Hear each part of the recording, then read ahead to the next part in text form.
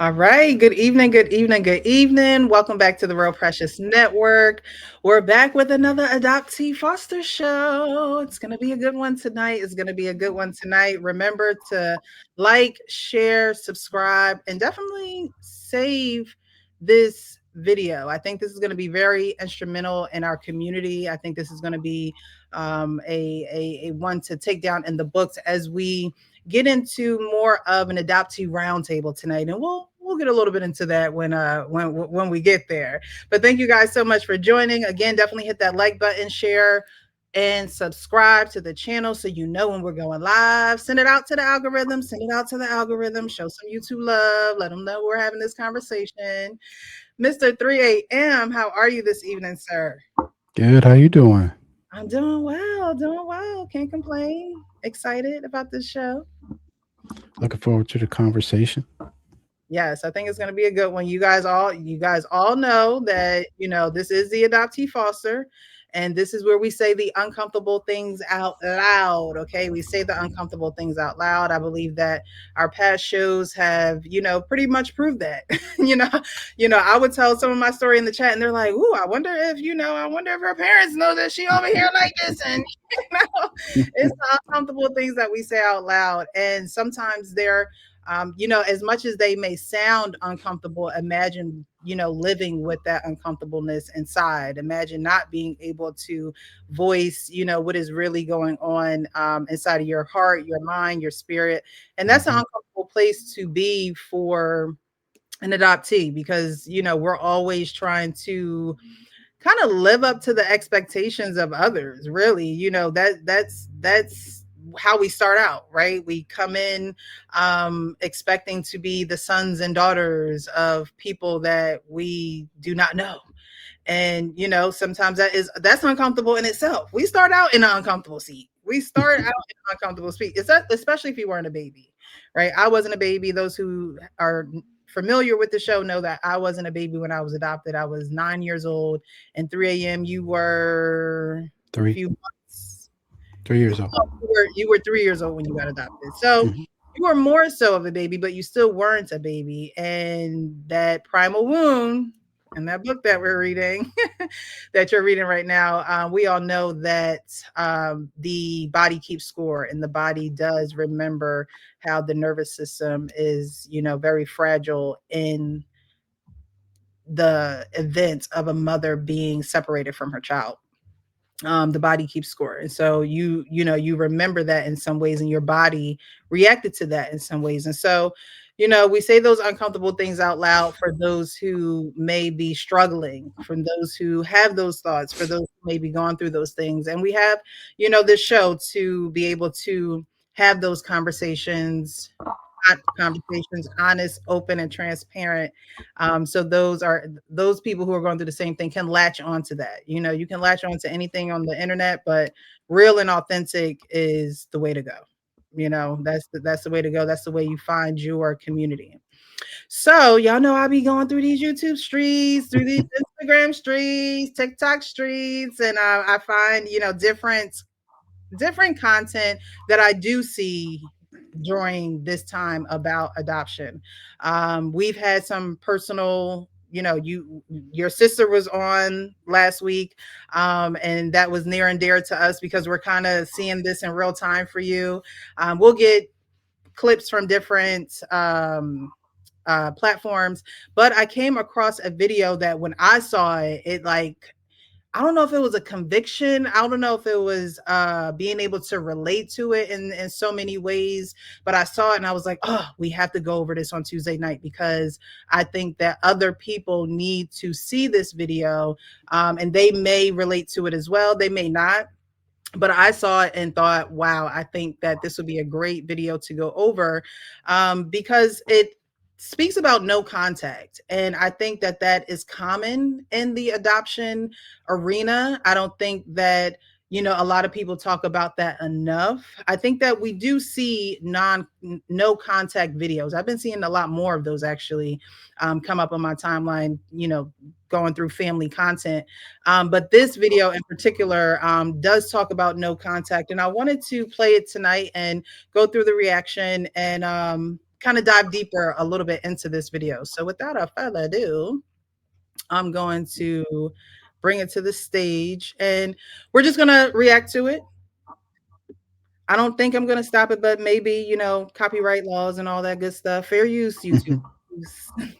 I will give the real and the raw when it comes to my own lived adoption experience, just because I know there may be another adoptee that goes through a similar situation, not even the same, scenario as my own, but something similar. And, they might challenge or have a challenge of knowing how to maneuver it. So the latest going on with me is, my biological sister, one of my biological sisters wanted to move down to the same state as me.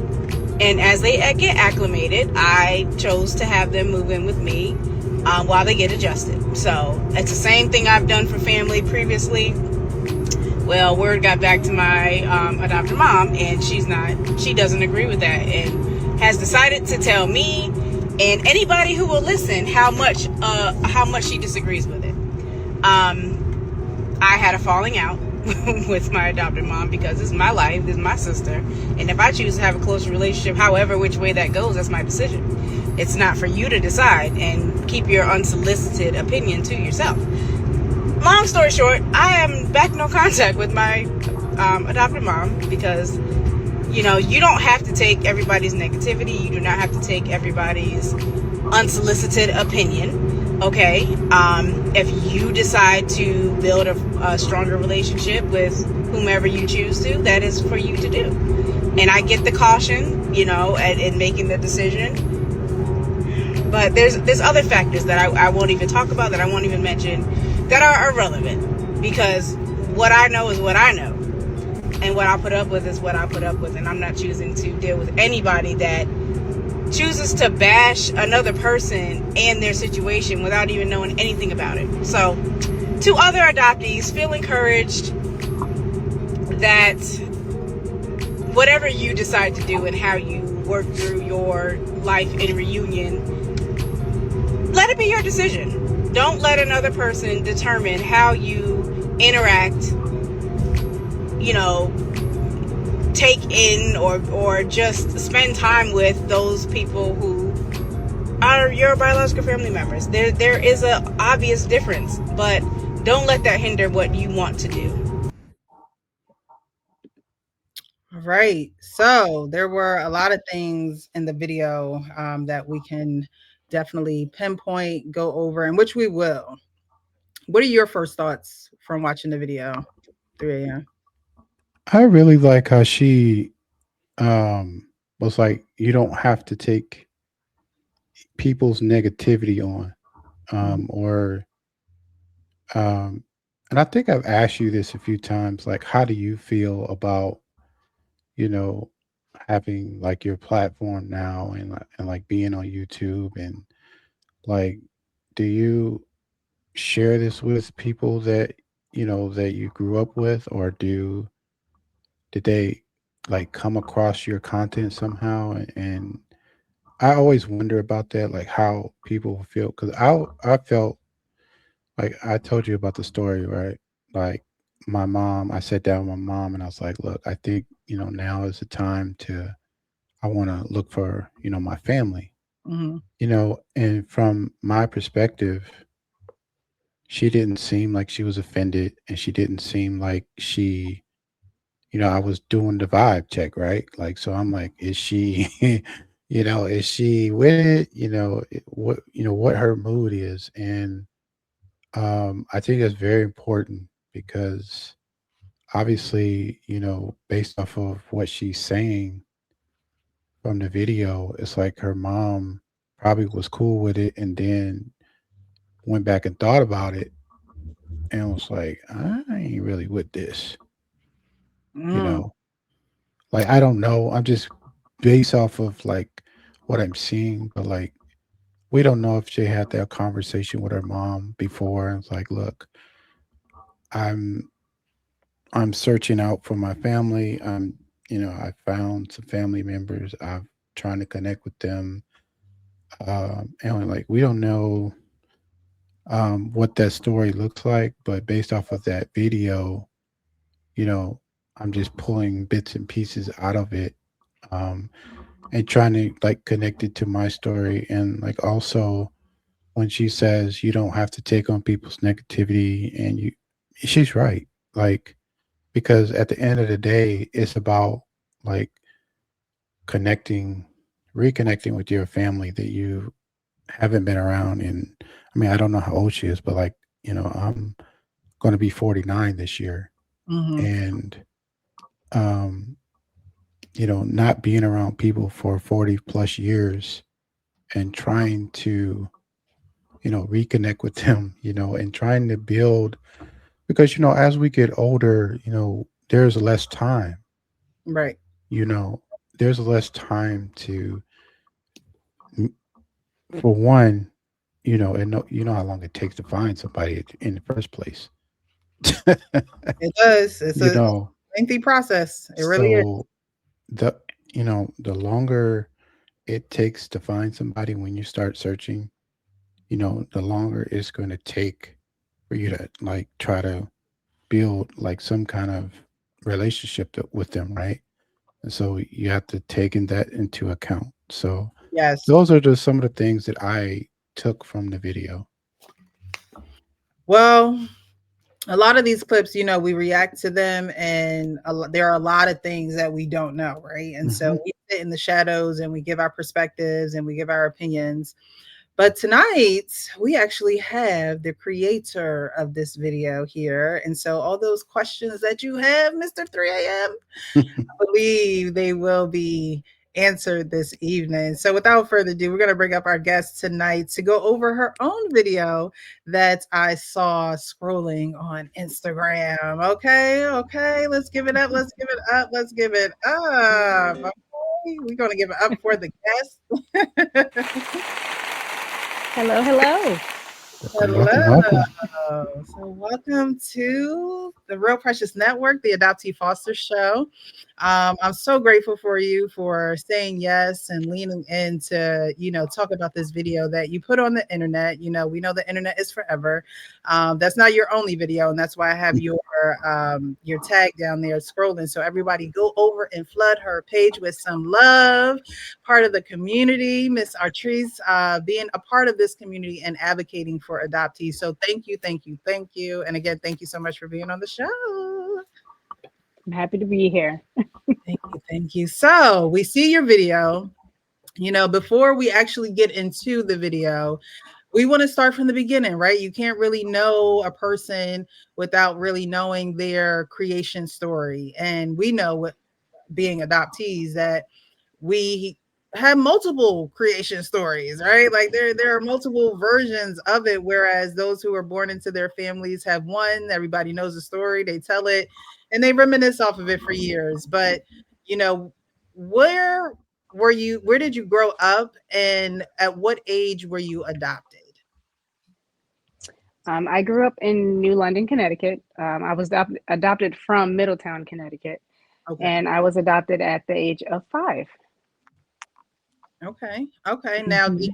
was it uh kinship kinship adoption, or foster care adoption? It was a closed adoption from foster care. Yes. Okay. Hmm. And was there Yeah. multiple homes? I mean, at 5, some 5-year-olds have been in multiple homes, which is crazy because they're only 5, but that's the reality for some. So prior to that, I was in and out of different foster care homes. Okay. Yeah. Okay. Hmm. All Yeah. right.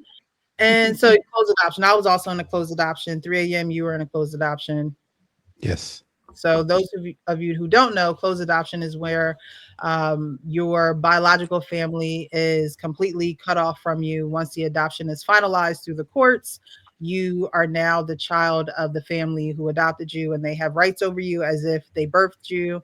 A lot of people get different birth certificates when they get adopted, meaning their original birth certificates are sealed with, that their state's records. And I know until a couple of years ago, New Jersey had unsealed their, documents for adoption. Was that the same for you, Archie? So are you able to get your original documents now, or are they sealed where you are? Honestly, I'm not sure. I know I do have my my parents have my um, adoption record, and Hmm. I'm not sure, if it was sealed or not sealed, or I just know I have the file, or they have the file rather, and that was Gotcha, always strange to me. So I don't know. I'm questioning that right now. gotcha. Okay. Yeah, I'm not sure about the state of Connecticut. I think I need to do some research. Yeah, I noticed a lot more states are starting to get into that. Like, you know, far as from like when you're able to retrieve your, so some states you can retrieve your original birth certificate with no problem. Then there's other states where you have to actually go through probate court to get it. So it just depends on where you live in. Okay. Yeah, All right. I've never Now, seen my original birth certificate. I know I have a copy of my adoption, of course, but never the okay, original. So, you've never seen the original one. Me neither. mm-mm. Yeah. No.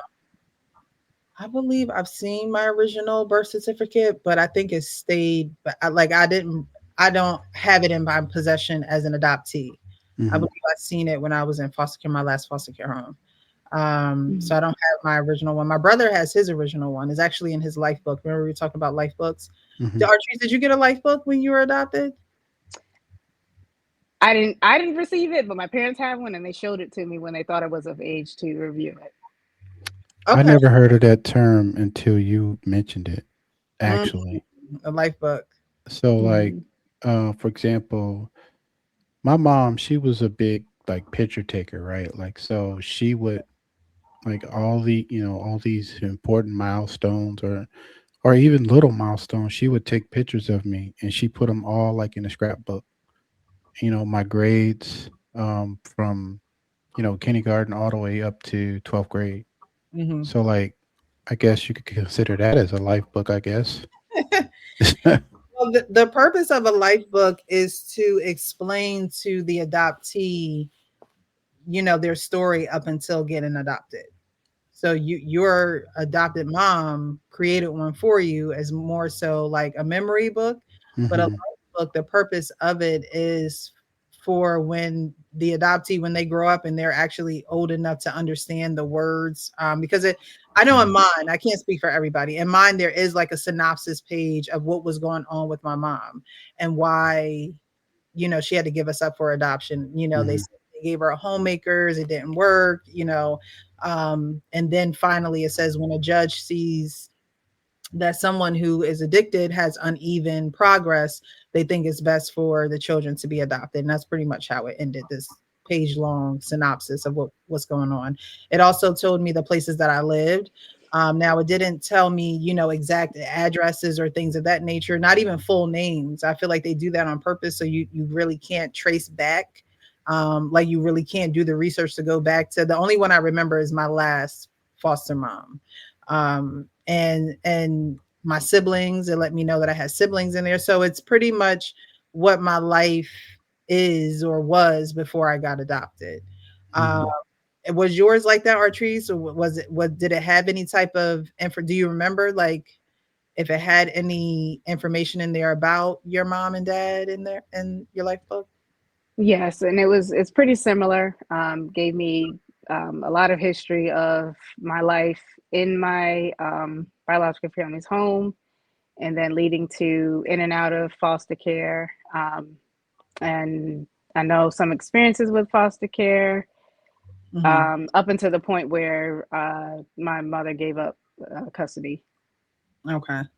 Okay. So yeah. So I don't know why some certain states give them out and certain states don't. I Don't. thought Hmm. that that's part of the criteria. I don't know of when kids get adopted. I don't know. But maybe because you were maybe 3 years old, maybe it wasn't a book per se. Maybe it was, more Just so, paperwork. yeah. Yeah. Um, so like I said, I was 9 years old, so there were some years in there that needed to be accounted for. um, And again, they don't put specifics in there, but at some point, the adoptee gets older and they're reunited with their family. So, Mm. Artrice, was there a specific age that you were told that you were adopted? Was it, something that was presented to you? Did you have questions and go back to your parents about it? From the earliest I can remember, when I was able to understand it, and I can't even recall how old I was. I just know it was very, very early on, Mhm. when I learned that I was adopted. It was not something that they hid from me. It was very much open to open as long as they navigated the conversation, I'll say. Okay. When it came to me having questions, that's when I got a lot of like, hold up, wait. I don't think you need to be asking that question. It wasn't, that's not necessarily the way they put it, but I got a lot of like, stop, just don't ask any questions. Just let us tell you basically how it is. Mhm. So that was more so my experience, early on experiences. Right, right. Hmm.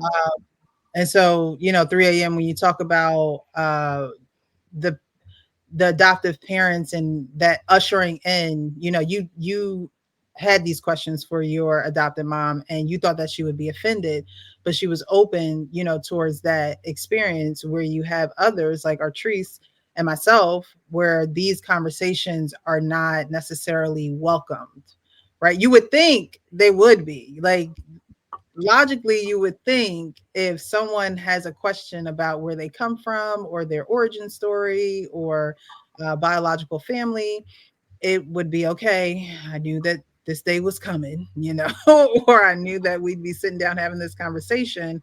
So let me just have it. You would think that would be the logical way to go, but there are plenty of people who are not in situations where they feel safe actually talking about their biological family. Yeah, this is a conversation just like the afterlife conversation. This is a conversation where you have to talk about your parents about, you know, how, what are their last will and testament, right? Like, so it's similar.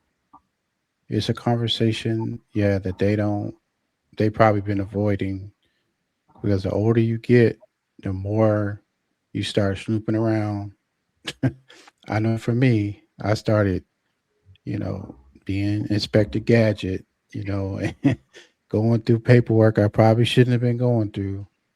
But, um, you know, yeah, like my, I was afraid though. Like I didn't know before that conversation how my mom was going to feel.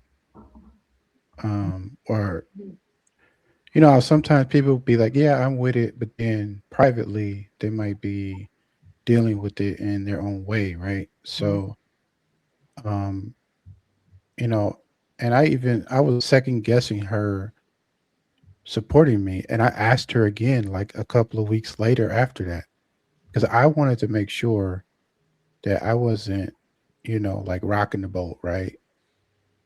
And My thing I though is why wow, is why would you feel like you're rocking the boat wanting to know something about yourself? Like because you these never had these kind of conversations before.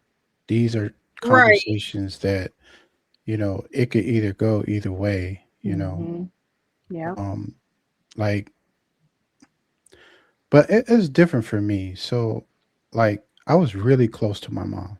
Mhm, Like, I could literally talk to her about anything, mhm, and and even when we started talking about, um, you know, how we wanted to treat her, you know, whatever her last will and testament was, mhm, um, she was like, "Yes, I know we need to talk about it. I know it's important." And, so I think that for me, that like talking about myself personally was more, it gave me more stress than actually talking about, how we were going to, move forward with whatever wishes she had. So I don't know. That's just the way I felt. Um, And it could be because you had a close relationship with her, so you didn't want to make her feel uncomfortable. yeah. But it's like we gotta account for all these years we've been a family. Like it's not like again that Men in Black light where it's just like you're just gonna be look into the light and you're just gonna be erased. Like I think that sometimes adoptive parents' mind goes to the worst case scenario, right? As if meeting or talking about our biological family is the worst case scenario. And so Mhm. we don't want to feel like we're bringing up the worst case scenario in a situation that we had no control over. Because, of course, adoptees are going to have those questions and those feelings about their biological family. Now, Hmm. Artis, do you how would you respond to saying that a lot of adoptees, or I'm sorry, would you say that adoptees should initiate this conversation with their adoptive parents, or is it the adoptive parents responsibility to initiate this conversation with their adoptee? For me, it I feel like it needs to be the adoptive parent to initiate it, to know that, so that we know it's okay to open that door and Mhm. express our interest in wanting to know, or just anything you can tell us if you know anything. Just expressing that, for coming from their point of view, I think that would be beneficial. I would have liked to have had that, rather than Mhm. me crying myself to sleep and all this and that of, you know, all these things that I didn't know and questions I had. I just wanted to know that it was okay to at least ask that question, because once I finally did ask that question, after being told that, nope, you don't really need to know anything, because this is why you were adopted, and bad, bad, bad, bad, bad. That was my history of it. So I just feel like, um, yeah, they can. I feel like we need to know it's okay to open that door. Yeah, and that's just the ins and outs of it. Adoptees need Hmm. to, because we're being brought into an environment that on paper looks okay. The adoption does take time and it is a process, and so everything looks okay from the outside for this child to now be in this union with this family, but everything is not really okay when you start to talk about Hmm. biological relationships and the reactions you get from adoptive parents from that. And I think that instead of taking offense to adoptees wanting to meet their biological family or have relationships with them, there really needs to be a little bit more compassion and understanding on why that is important for the adoptee. Especially like Leon just learned that, he was adopted, but his father, like, pretty much told him like to keep his name Leon. You know what I mean? Like he had some say in that. Um, you know, that's something that Leon can take with him in his life and in his legacy. But adoptive parents don't realize how the connection actually helps us rather than hinders us, no matter if the story is ugly, no matter if the story is not to their liking, no matter, like, you know what I mean? Because a lot of times we're adopted because we were in bad situations, right? Like we understand that, and sometimes we can be delusional thinking things can be fairy tale, but I Hmm. think also when we get to a certain age where we understand that something had to be wrong, or there had to be something going on in the environment at that time where we could not stay there. And so not allowing us to be able to handle, I believe, adoptive parents make it seem as though we can't handle our truth, and I think it's they who can't handle our truth, right? At first it's a protection of, I'm not going to tell them this, I'm not going to tell them they're adopted, or I'm not going to tell them, that I should have kept their name because that was the agreement between me and their birth parents. There's so many different nuances that happen within adoption. But a lot of Mhm. times it starts out as protection for the child. And then when the child is old enough to speak and actually want to know more about adoption and their story, now it's, oh my goodness, they want to know the truth about them. It's not can they handle it, it's more so can I handle it, you know? And I think Mhm. that adoptive parents should be more open and honest about that because that is the truth. That's the truth. Yeah, it's like, Do I blend um, realities when my Mhm. reality is supposed to be the reality that this child knows and that I'm willing to give to them? You know, that's a reality that adoptive parents just need to say, yes, I struggle with that. I Mhm. struggle sharing, you know, this emotional seesaw of emotions about this. yeah, and like, when somebody tells you don't ask about you or you don't need to know, like, yeah, I do need to know actually. Like, this is my life. Like, this is what I have to deal with. And that's actually what I told my birth mother and my birth father when I met them. I said they was always pushing back because I was trying to figure out the story, right? And so they were always pushing back about, well, that was in the past and we want to leave the past in the past. And I was like, but that's not helping me grow. Like, that's not helping me be a better person. Like, I want to understand, what happened, and that's just a part of being adopted. Like, Yeah. when you're adopted, you just want to, like, remember when my sister was saying all that stuff last week, and a lot of the stuff I didn't know. It's not like I can do anything about it, right? Mhm. That's already happened, but just hearing her have all that knowledge, it helped me to just be, it just brings more closure to me, Yeah. where I can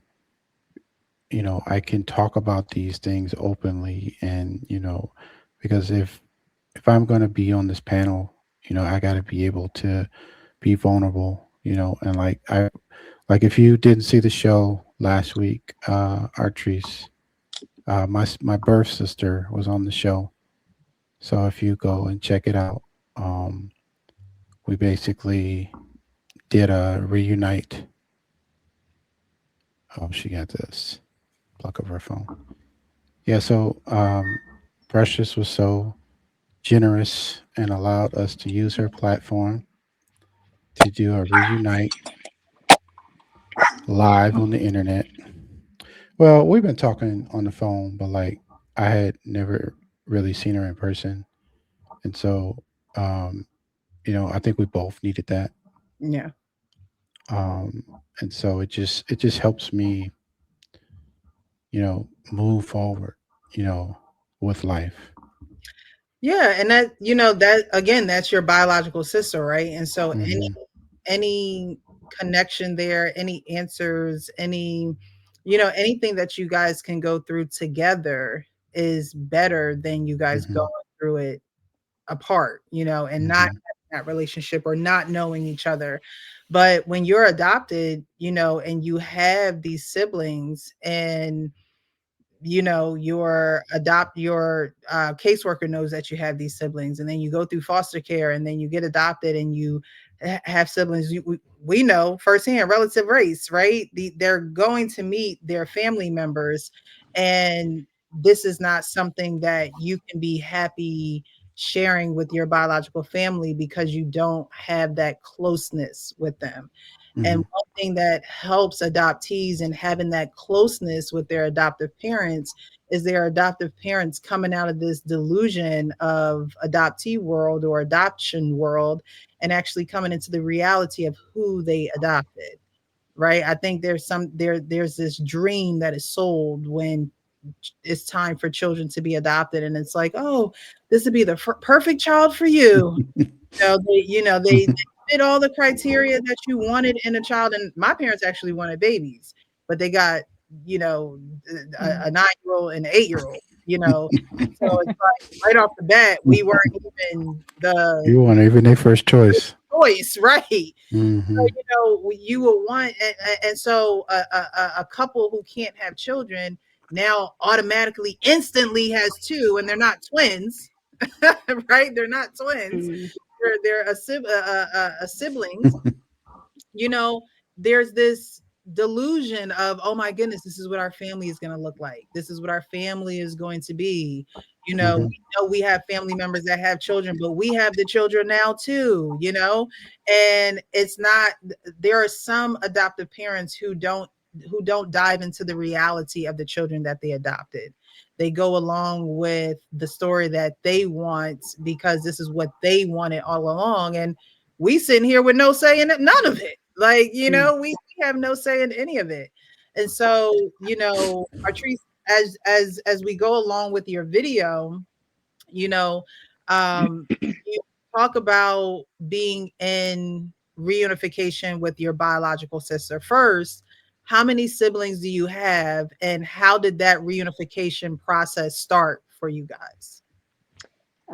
Well, when you talk about how many, are we talking about adopted and biological? Because I have about 17 total.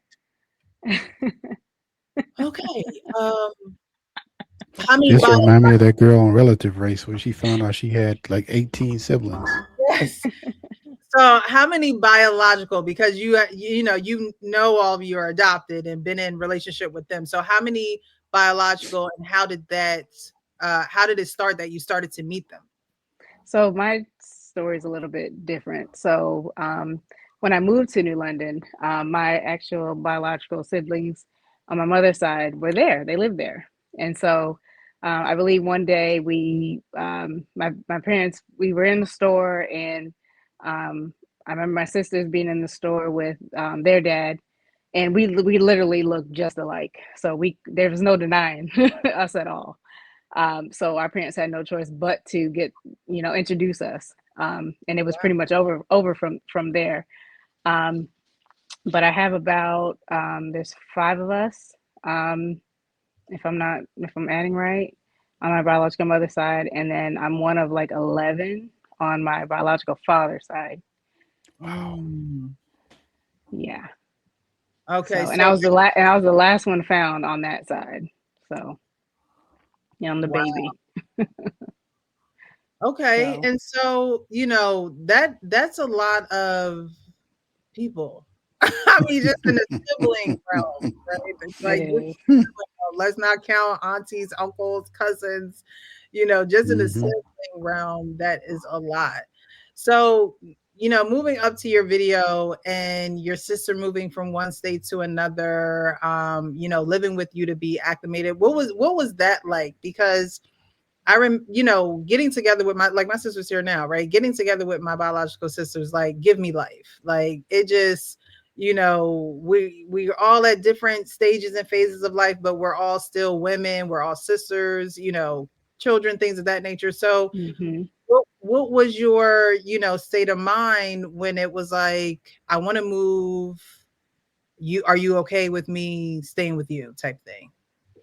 Well, for it honestly, it was me. It was my sister came and visited me, loved it down here, and then life happens, and there was an opportunity to relocate. Hmm. And I said, if you enjoyed it so much, then my door is open.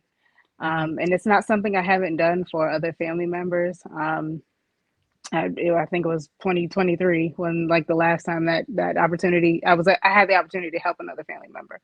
Okay. So it was like for me, it was a no brainer. You Right. want to Right. relocate to North Carolina, you got an opportunity here based on what you're going through, then come on, Let's do it. Right. let's do it. Yeah. I mean, um, so, and I think it was for my biological mother, it was, well, this is the family history, and don't you want to just think about it? Wait a second. Like, I don't know if you should do this. And I got all of that. And I was like, yeah, I get all that. I get the protection. I get all that. But this is my sister. And mhm, there's really not too much you can say. mhm. And here we are. It's been over a month. Okay. Okay. And I would be the same way. Like, I had my sister live with me, right? So it's the same way. Like, come on. Like, Hmm. we don't, although we may not have, because you weren't raised with her, right? You No. weren't, you weren't. So although we're not raised with our siblings, there will always be in my mind and in my heart with me and my, I can't speak for every adoptee because every adoptee may not have that instant connection with their biological family. However, if you speak to a lot of adoptees who say that they have met their biological family, they actually do speak about being an instant, like I can't explain it. It's like we never were apart when we met, like you know what I mean. So some of them do, a lot of them do, but that instant, connection of personally of wanting the best for my siblings, wanting, if I can help you out, I'm going to help you out, if I could be there for you, I'm going to be there for you. And because we weren't raised together, when we do come together it's instant for us, whereas the adoptive some adoptive parent perspectives is, you don't know them, you don't know what they could do, you don't know what they could be bringing to your home, and in our head it's like, but there are siblings, whether we know them or not. And hey, maybe we live on a wild side. Like, does that mean that we're living on a wild side, that like, be able to say, hey, come on over, it's okay, like I got you because we're blood. Like, I don't, it's just weird because there are people in our adoptive family, like I know people in my adoptive family that would probably kill for their sibling.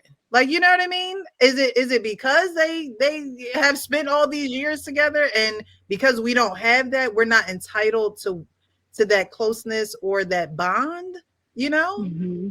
Yeah, It's and if like, I might, oh, if I add, honestly, a couple of years ago, I can't even pinpoint when, but I remember meeting with my biological sisters back in our hometown, and us really making a vow of, we didn't grow up together because of whatever the situation was, but we want to get to know each other. We're sisters.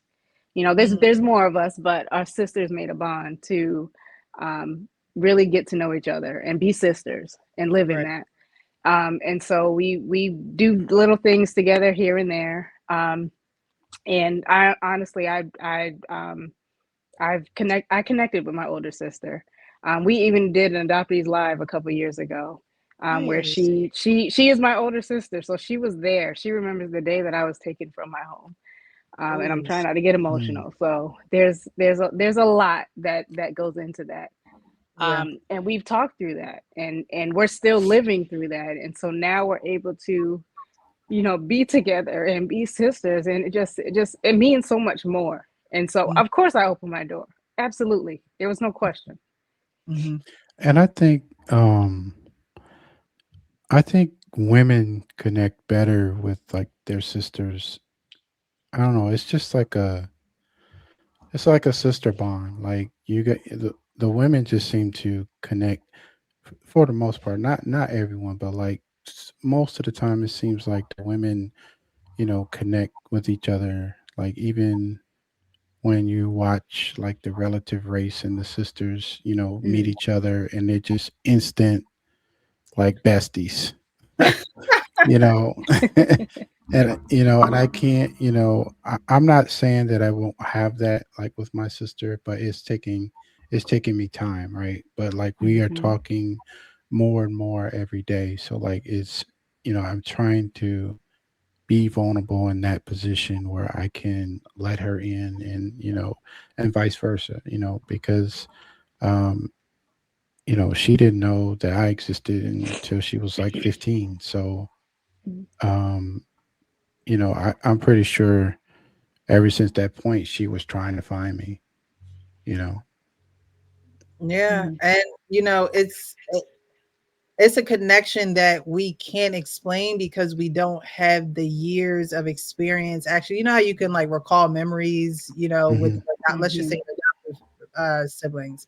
You can Right. recall memories with them that connect you guys together, but with your biological family and siblings at that, it's like I don't necessarily have a memory per se that or memories built up that connects us, but Hmm. we came from the same womb, we came from the same parents, Mhm. we like you said, being women is it's like having a sister is literally like having a built-in best friend. Like it literally, like My relationship with my sister, I love them down. Sometimes we argue down. Sometimes we don't talk Mm-hmm. for a while. Sometimes, but that's the relationship that we have built. And honestly, it's with my siblings that bounce back. Like, yeah, we may not talk or whatever the case may be, or we may be getting on each other's nerves, or I might not like the decisions that you made, but we still bounce back. Like, we still come Hmm. back. Still, can ha ha kiki. We can still keep it real with each other. You may not like what I said, so you're probably not going to talk to me. And I understand that because I'm big sis.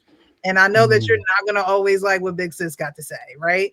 But Archie's, like you said, like with your sister, you guys have a connection of, you adoption starts with loss, and your sister saw that. Like, she saw that actually happen in your life, losing a family to now having to go with another family. And Mhm. that's a pain that you guys share, that you couldn't even really, you had to share apart. Like, you know what I mean? You Mm-hmm.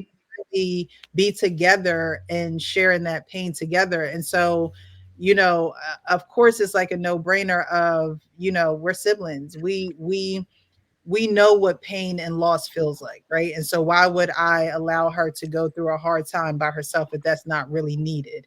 Why would I allow her to be, out here during this transition when I'm here? My doors are open. And to me, it just seems like a different type of a level of comfort. Mm-hmm. Um, it's a different level of comfort where you can just be. When I know, and I can't speak for everybody, but I know when I'm around my parents, it's not that I can't be, or around my adopted family, it's not that I can't be, but it's almost like I can't authentically be me because that never really was accepted in the first place. So now it's like, you just kind of go through the motion. It's not that you're being fake, because at this point as an adult, like, I can get up and leave when I want to. Before, when you're a child, you gotta, you really have to go through the motions. But Mhm. it's a difference when you're with your biological family, because it's a level of comfort there that is unexplainable, rather than a presence that is expected, right? I'm expected to be such and such daughter, such and such, niece or whoever. But with my sisters, I'm just me, and my story doesn't define me. Like, you know what I mean? My story doesn't. No one's looking at me like, oh, this is the girl that they adopted, or this is the, like, you know what I mean? It's just like my Right. sister. We're family. We don't have to explain ourselves to anybody. When we laugh, we all laugh at the same thing. We have the same mannerisms.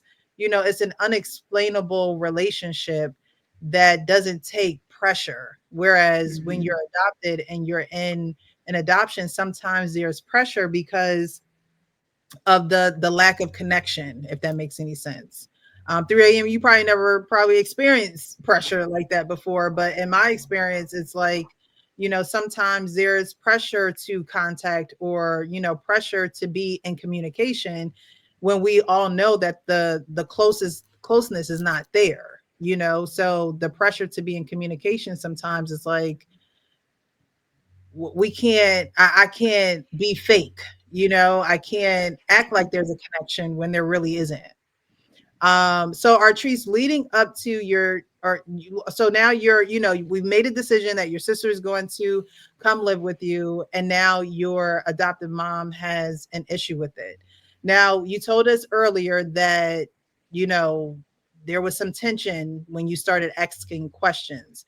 So did that tension, was that tension always there from that time on out? Like, did you guys never discuss? Because with me, we never, look, girl, it was never a conversation in my household whatsoever. Like, it was never, how do you feel about da da da da da? And would you be comfortable? Like, never. It was never any of that. And then when I did go meet my family, it was a nasty text message sent to us, like, how could you? You're ungrateful. So Mm. you started asking questions, and things got a little tight. Why are you asking that? You shouldn't be asking it. Did it stay that way? Did that tension surrounding your biological story? Because I feel like if you can't accept the biological part of who I am, you're not really accepting me. You're accepting some The some fairy tale. some fairy tale Mm. stuff. You're not really accepting me if we can't talk about that. So I'm getting to my question. I know I'm long winded, but did it stay like that until you became an adult? It did. It stayed like that. And there was a lot of moving pieces with it because of drug use and all of that. And apparently, my parents would see her around town, and Hmm, so there was a protection aspect of it. Um, and because for some reason I would always it would always be brought back to me of, hey, I saw your mother here, or this was in my teenage years, and I'm like, I don't think that's necessary, but okay. So I never opened that door again. I never initiated conversation of the conversation of my biological mother. I did find out later that my biological father had passed, okay. um, and so that was understood early on. But no, I never opened that door. There was never any really real conversation with it because of just that negativity that came around it. And so when my early 20s is when I decided that I was going to start to look for other family members, because I was already getting to know my sisters more. Um, and then it was actually pretty interesting how I got to know my biological father's side. So my niece ended up running into my biological mother in Middletown. They connected, and then my niece told my brother, and like the rest is history. He found me on Facebook, and it was just over from there. But to All end of the to Facebook stories. So welcoming arms, though, right? Like welcoming arms and welcomed you. yeah, yeah. Okay, okay. Yeah, him and my nephew actually drove from Middletown to New London to come meet me, which just opened the door. So yeah, but no, they and then till to this day, my adopted parents still don't know I met anybody, and that was purpose on my end. And I've said how I felt about it, but how do you feel knowing that you can't share that part of you with the people who've actually taken care, who chose to take care of you, and raise you and train you up in the right way to go? How does it make you feel that you can't share that part of your life with them? Is it just like, oh, this is the norm, or does it really hold, a space inside of you, that you wish you could share? It's hurtful, and I gotta backtrack a little bit because I did end up because they did come to New London, so they did end up meeting my biological brother and nephew, and they came down to North Carolina and they did meet. But as far as my birth mother, they don't know I've met her. So let me just clear that up. Mm, okay. But it's heartbreaking just to know that they don't have the bandwidth to Yeah. understand from my point of view of needing to know, wanting to know, understanding that it's not there. So to me, it's heartbreaking. Yeah.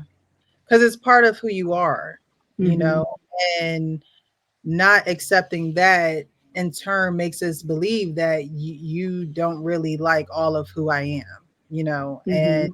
this is not something that I asked for or could have predicted or, orchestrated. This is not, and so me being the innocent bystander in all of it, at the end of the day, we just want everybody to get along. Like we, we just Mm-hmm. Hmm.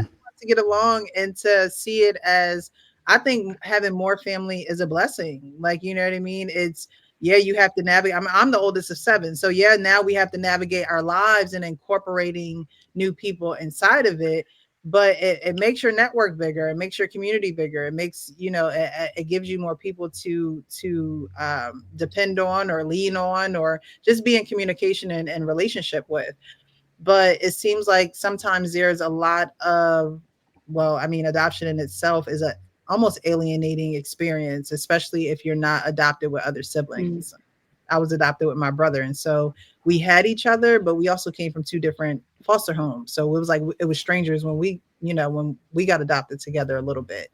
So, but it is heartbreaking, when you have these good things happening in your life, whether other people see it as good or not, that they can't share in that experience with us. And maybe that's the difference too, that your biological family, it's almost like they can see it from both sides, but sometimes adoptive parents or those who have guardianship over you, because everything's not adoption, but they can't necessarily see it from both sides. And it's like, where are the blinders at? Like, is it are you doing this on purpose? Are you choosing not to see the good in it? Part. Are you choosing not to acknowledge that there's so much duality within adoption that it's almost undeniably avoidable, and sometimes it makes us feel crazy, like sometimes gaslighting. It's a lot of gaslighting that happens in adoption.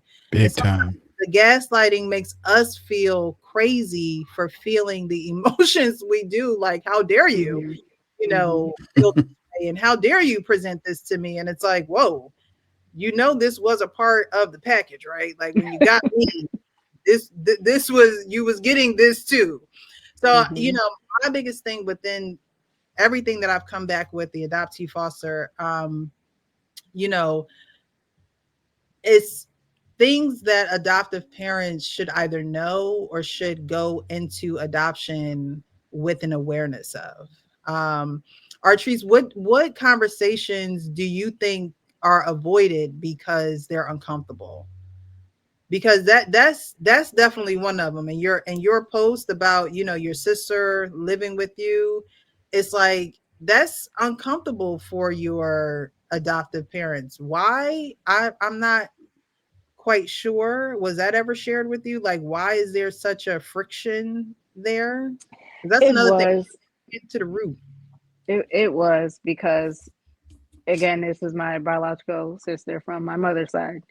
Mhm. And so, in thinking and knowing that it was, well, is your biological mother going to be visiting and talking to you? And that's where a lot of that came from. And I pretty much shut that down. I said that has nothing to do with this. What we have and what's Mhm. going on has nothing to do with her. Mhm. So I tried to steer that, conversation, and she wasn't really trying to listen or hear that. So that's on Mhm. her. Right. Right. That's on her. So but that's where that came from, because they don't want any connection, with my biological mother whatsoever, just because of her history, and what her history is her history. Right. And I think it is difficult because when I got adopted, we moved. We were about an hour and 15 minutes away from where Mm. my biological family was, where I grew up. um 3 a.m. I don't know what the distance was from when you got adopted. Were you farther away from where you were born, or were you still in the same environment? Because I that definitely has to hold some bearing too on how they feel about your biological mom, if they're still in the same environment as her, being able to you Like if know you're seeing her, like you yeah. just randomly seen her at the grocery store, like I don't like. I told my story on the channel, but like my grandmother, which was my father's mother, lived literally 2 miles from where I grew up. Mm. Like I used to pass her house every day when I used to go to school, when I used to go to high school. Um, but as far as where I grew up, I mean, kind of in the same vicinity, I guess. I mean, I don't know. I mean, I was 3, so I Yeah, don't see, know. we got adopted and like taken away. Like, you know what I mean? Like, you're not going to be in the same environment. Because I pretty much went from the city to the suburbs.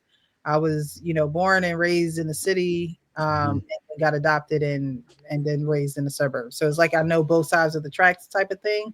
But I can imagine that had to be hard for your it probably was hard for your adoptive parents to really manage their emotions when they're actually witnessing the reason why you're in their care.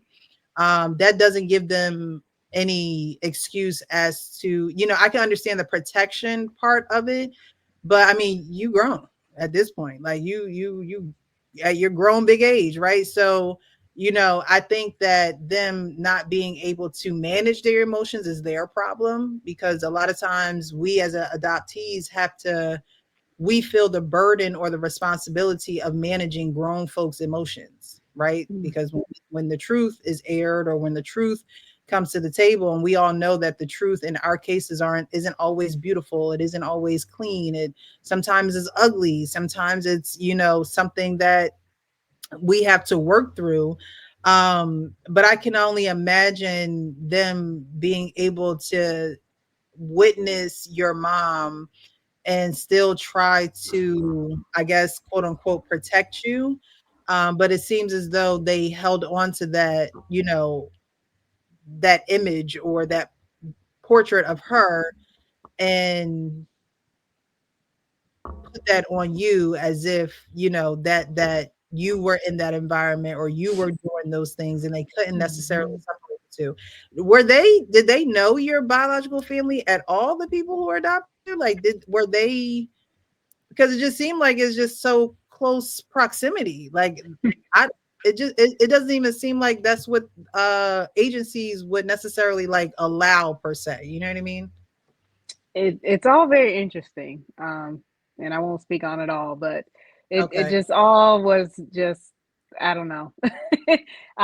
Because, different caseworkers and friends, and just it was a lot of closeness, come to find out years later. So I Okay. won't open that envelope. But I it just was very interesting moving from New Middletown to New London, and everybody ended up in the same city.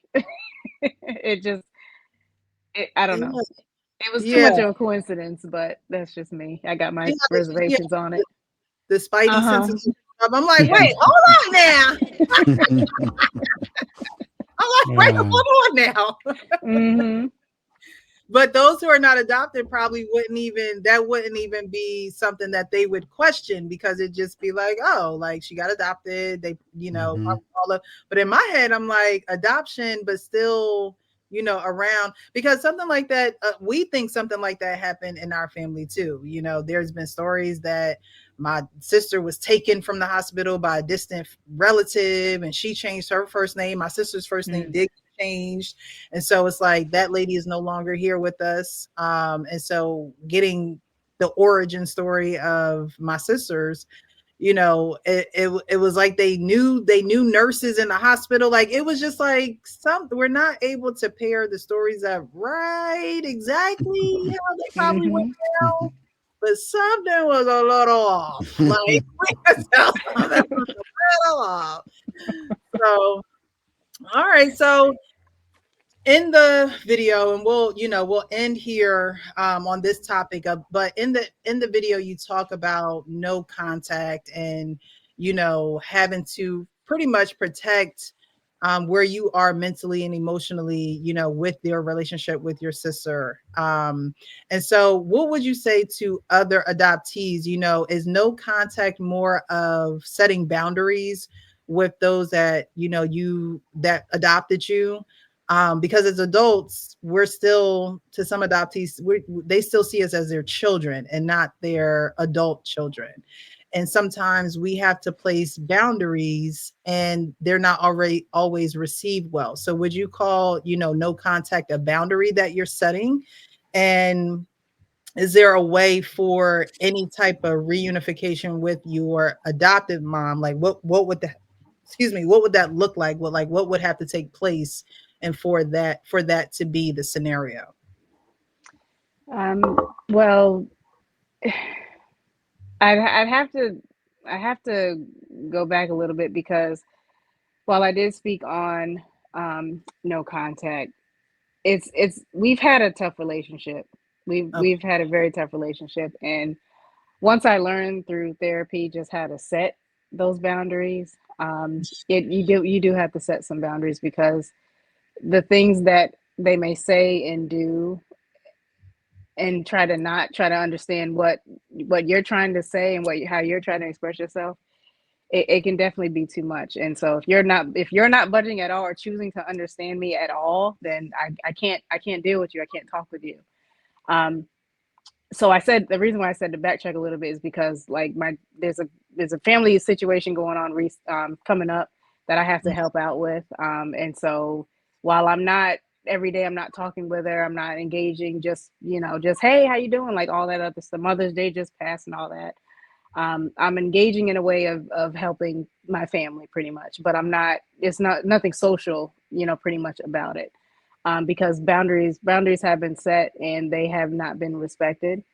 Mhm. So I'm not just opening that door willy nilly of just having open communication, because I've set up those boundaries. So Right. protect your peace is what I'd recommend. Therapy has helped me, so I'll always recommend, going to therapy to work through whatever, internal things that you need to work through. Yes. Protect your peace for sure, and don't let anybody, treat you and say things to you that you just don't agree with. What's best for you, and if you don't, then there's avenues and things out there that can help you. Get familiar with things like that, but set those boundaries for sure. Start there at least, of what you're not going to tolerate, and then go from there.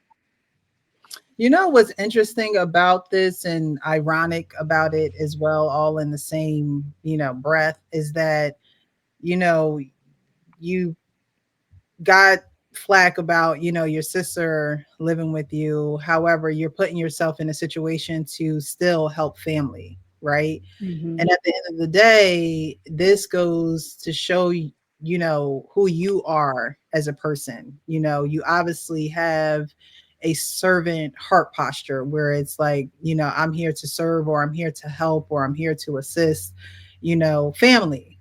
Because I'm sure everyone who is adopted, a lot of them are surrounded by family, whether you're learning how to be there for someone, or someone showing you how to be there for someone, or it's just who you are as a person. At Hmm. the end of the day, we're there for family. And it's, you can only be who you are, but it seems like it's okay to be family when it comes to this side of the family, and not be family when it comes to that side of the family. And that's the conflicted, the middle that we stand in, right? It's like, well, if I help this side of the family out, this side of the family gonna have something to say about it, when all actuality is we're all family. You Hmm. At the end of the day, we're all family, no matter how we got here, no matter how, the situation worked itself out. I'm family with you by blood, and I'm family with you by choice. You chose me. You chose to take on this responsibility. And sometimes the most hurtful Excuse me. part about it, sometimes the most hurtful part about it is that, the choice that you made, sometimes you feel like people are backing out on their choices when they can't give you what you need, right? Because even Hmm. in biological families, there are parents who cannot give their children what they need, and so they have to go, outside of the home for that. And for us, a lot of the times, our treats, like myself, it was counseling and therapy too. It was just like, was in a relationship, and he was like, "You're angry," and I was like, "You know what, you're right." You're right. I am angry. I can't keep ignoring it. I can't keep, acting like it's not there. And I don't really have anyone to talk to or share the experience with.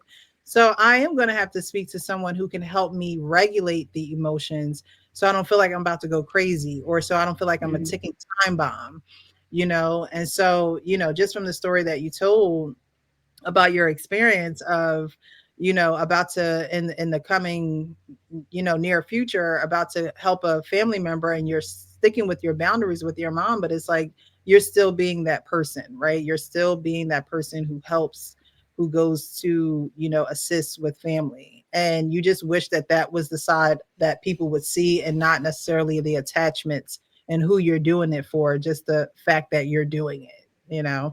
Hmm.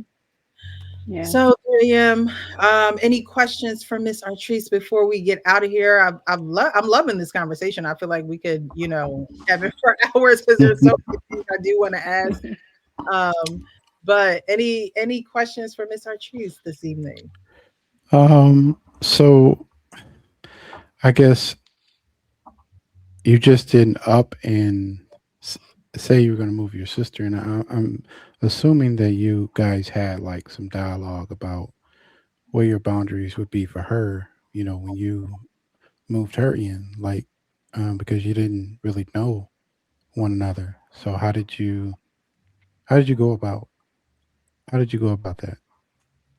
Well, I wouldn't say we didn't really know each other because we've had conversations. We've had plenty of conversations. Hmm. We we have this saying called sister capes. When somebody's in need of whatever it is, then we get on the phone and we talk with one another and Hmm. just be there. And so we had a real sit down conversation on what she was going through, what I was willing to assist with, Hmm. and the timeline of events, things of what she needed to do and getting to comfortable and getting to the next level and getting her own place and all that. We of course we talked about all those things. It wasn't just the come on in and that's it. Like you ain't got to we ain't got to worry about nothing. We're adults.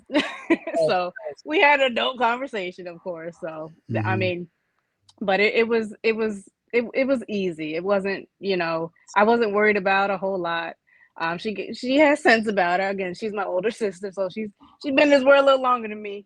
Um, but it's not something where because there are horror stories of family members taking advantage of other family members, and I'm assuming that's where a lot of that was coming from, possibly from my adopted mom and other family members. But honestly, that wasn't this case here. Yeah. Yeah, I could see where they Mhm. could be concerned about Yep. your security, Mhm. and your well-being. I mean, that's natural, right? Like, so when you Right. are, I mean, you could have a roommate, and people would have the same kind of worries about people moving, especially if you lived on your own for quite some time, and then you Mhm. just all you're like, oh, I'm gonna have I'm gonna move my family member in, so it does take time to get adjusted, but I'm happy that you're able to assist your sister. Yeah, I think by nature, I think most people who are adopted are pretty caring. I think because we've had to deal with so much. Um, like, I didn't know anyone that was adopted until I met Precious. Mm. So Wow. that was last year in October. Really? Yeah. Wow. I found Wow. her on the Lapeef network doing it on a panel. And I said, Mm. oh, I'm going to follow her. Then I seen she started doing adopted content. That made me even more happier because it was something that was near and dear to my heart. So Mm. there you have it. Yeah. Wonderful. I don't know. I think that we need more of conversation like this because it's definitely needed. Archie's, what would you want adoptive parents to get out of these conversations, and even out of the content that you post, because you do have your own IG channel. I don't know if you have a YouTube. Do you have a YouTube channel as well, or just the Instagram? Not yet. Not yet. I'm pondering YouTube. Okay. Might pick Do y'all's it. brain a little bit. Do But right, okay, all right. Okay, Lord, I'll take that. I'll take that message. But something I would want them to know is be open and a little bit more understanding if you're not already. Take the time to do maybe a little bit more research. And I think that's why a lot of us have social media to share the real realities of the adoptee experience, because they don't know that this what we're sharing they don't know, and that it's not taught, that no one's compiling this information and saying, here, check out these resources so you can better understand how your child may feel as they grow and develop and what have you. And so I just think that they should also, look at other adoptees and do some research on that end, for better understanding. Yeah. Yeah, I think it would Mm-hmm. be great if we had, a panel of adoptive parents, honestly, on here to hear what their expectations were going into adoption Mm, versus what the reality is going into adoption, because there's either connection or no connection. mm-hmm. That's it. There's either connection or no connection. Seriously, I mean, you have your in betweens, but Hmm. there's either connection or no connection. And I think that when adoptive parents don't get the no connection, from their kids, like, oh, they're not connecting, or they're not, hugging, or they want their space a lot, or they're not coming around. That's when their antenna should go up as to why. Like, okay, Mm-hmm. what's going on? It shouldn't be seen as a threat, like, there's something that I'm not necessarily doing right.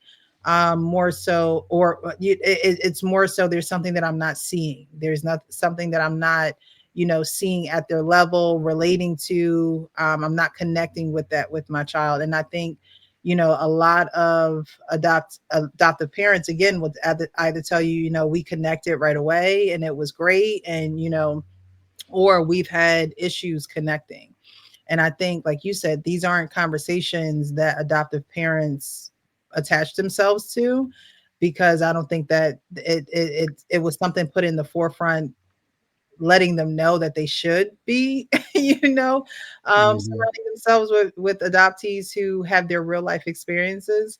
But they are necessary, and I think that it would be awesome if we had adoptive parents on the panel who would be, open and honest about their connection with their adoptee, because I think that adoption is just painted as a quick fix to something that two people may not even know what they're getting themselves into. They just know that, they want a child and they want to raise a child, but they don't necessarily know who this child is. And getting to know the child and seeing them for who they are is the most important thing. You can give a child a roof over their head, shoes on their feet, food in their mouths. That's Mm-hmm. great. That's not gonna make the child love you more. That's not Hmm. gonna make the child appreciate you more.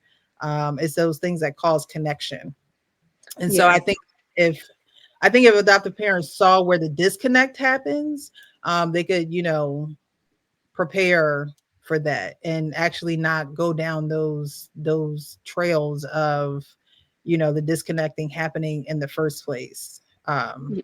So Yeah, and with because I host the Black Adoptee Support Group, and I have some adoptive parents reach out and ask those types of questions. So I think that would be important to have a panel to yeah. speak to that. That would be good.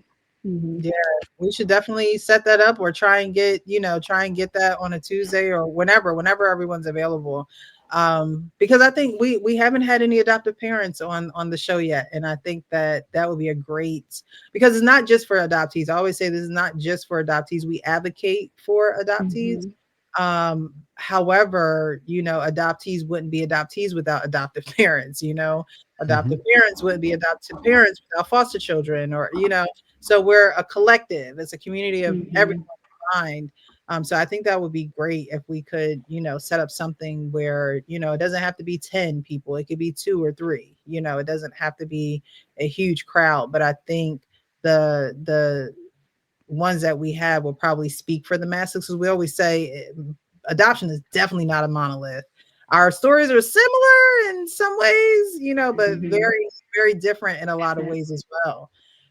So we have different nuances that connects us to our biological family in ways that 3 a.m., and I don't have those similarities. Hmm. So I think that that would be great. Well, this has Absolutely. I appreciate you, Artrice, for coming on. Your video definitely captured my attention. And I'm like, we gotta have her on, because I think she's a great voice for the space of just being, like you said in your video, real and raw about what you're going through in real time, and what we as a collective go through. And like I said, it spoke to me, so I'm sure it spoke to other adoptees in the space as well. So I really do appreciate you. Thank you, thank you, thank you so much for being willing to come on the show. And I appreciate the opportunity. Thank y'all. 3 a.m. Any closing thoughts before we get up out of here? I think that adoptive parents should buy the book Primal Wound. Mm. Mhm. That is the first book that they should buy if they're once they've adopted somebody. Because when I was reading this book, um, there were things I was experiencing I didn't know what it was when I was a kid. Mm. But I can remember when you read it and you think back and you're like, oh, this is why I was doing this, or this is why this was happening. But um, there are tons of other books that come across my mind too that I came across, but that is definitely one of the books that I think adopted parents should read. And I think adopted kids should read it too. Like, it shouldn't be just the parents, Yeah. just for an understanding. Mhm. We definitely appreciate you for joining us. We're trying to build this thing, and we're having some good conversations. Like I said, my sister was on the show with us last week, and I really enjoyed that. And you know, I'm gonna keep everybody up on my reunification journey with my family. You guys make me, I'm really proud to hear you guys' story, especially, like I said, the sisters always they just seem to connect instantly. Like, it's just, like you said, it's just instant BFF. Like, And sometimes it's not. Believe me, sometimes it's not. You know, I have a sister that never got adopted or was in foster care, and it seemed like she's very distant from us. But we have a sister that she's very close to too. So I think sometimes it depends on the personalities, and just how comfortable you make each other. But that sister never went through what we went through, so it's like we share a hmm parent, but we don't really share any similar experience other than that. hmm And I would add that when I connected with my biological brother, it that was instant. That was even probably even more instant. So there's hope. There's hope. Yeah, yeah, I want to try and get my youngest biological brother on. There's 20 years in between us, but he's the last of all of the siblings, and the experience is very fresh for him. We literally just met him last year. hmm So the experience is just so fresh for him that I would love to have him on. He was adopted by a woman from Peru, Spanish, so he fluently mm speaks Spanish. A lot of people think he's Dominican because he lives amongst Hispanic, so I think his Wow. story is pretty cool, too, because to have him on. But I know meeting six siblings for him was very overwhelming, but I would love for him to share his experience if he chooses to. But as far as the adoptive parent panel, I am letting y'all know that if there are adoptive parents who want to join and have a panel, that my gift to them will be that book, The Primal Wound.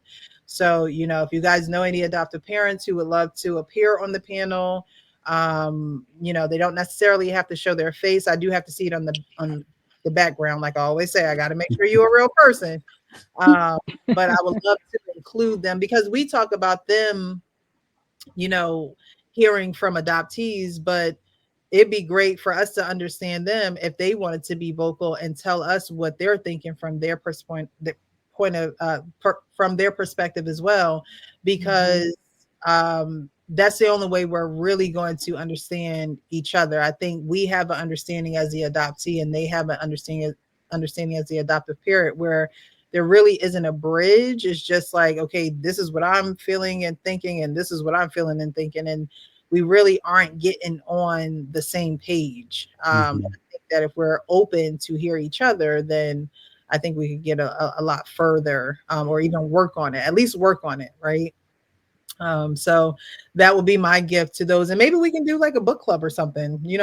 I'm down for that. Let's go over a chapter, a session, hmm or we can maybe do like these the recordings where we do it, and then air it. So I think that could work as well. But we can definitely work that out behind the scenes. Behind the scenes. All right. Absolutely. You got my support. Well, thank you, thank you, thank you. Well, thank you again, Artrice. I really appreciate you. Of course, you're welcome here at any time. Definitely let me know if you're ever free, if you want to talk about a specific topic, or again, the adoptive parents panel. If you have some leads with that, I would love to set that up, and we just coexist together, because it can't be a one-sided conversation. I don't mind including everyone who is in the experience in the conversation, because That's the only way we move forward. And unfortunately or fortunately, it may or may not happen within our relationships, but maybe there are others who are saying, you know what, enough of this. We got to start to repair. We got to start to Mm. heal. We got to start to, Mhm. see things a different way. And I want to do this with you. And Mhm. so if, I got to read a chapter from this book every week in order to get me, an understanding with you, I'm willing to do that. Mhm. I think us as adoptees, we don't want to not be without family. We want our family, whether you're adopted, whether you're biological, we want to be in relationship with you, but we also want there to be a level of understanding that, our story isn't too much for either one of us to handle. So we want that level of understanding to be able to coexist and coexist well, and real Yes.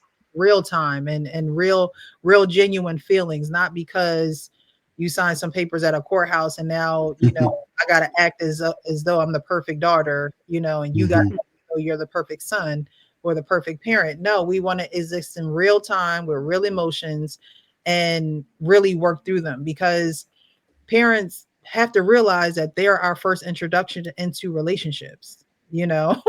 And so, if we're not really coexisting in those relationships in a copacetic way, how are we going to redirect that into, personal life and things of that nature? So I think that it all will come Yeah. first full circle and we all can coexist. But until then, we'll continue to host these adoptee foster shows and see where it goes. I think it's going in a great direction. All right, Yes. guys. Well, we're gonna get up out of here. We'll definitely see you guys again on next Tuesday. Definitely hit us up tomorrow, Wednesday night, for the men's panel. But until then, be real with yourself so you can be real with everyone else. You guys have a great evening. Good night. Good night. Thank you. You too. Good night. Good night.